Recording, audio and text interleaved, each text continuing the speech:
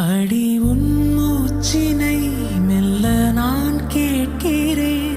அந்த ஓசைக்கு இணையான இசை இல்லையே. உந்தன் கூந்தல் மூடி கொஞ்சம் அசைகின்றது. அந்த அசைவுக்கு நடனங்கள் இணையில்லையே. சிற்பம், கவிதை, ஓவியம் மூன்றும் சேரும் ஓரிடம் கண்டேன் பெண்ணே நான் உன்னிடம்.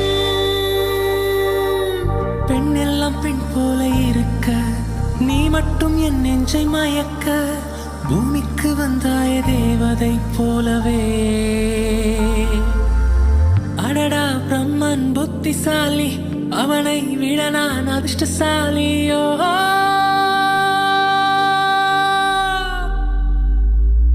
ஓ செஞோரிட்டா, பேசும் மெழுகு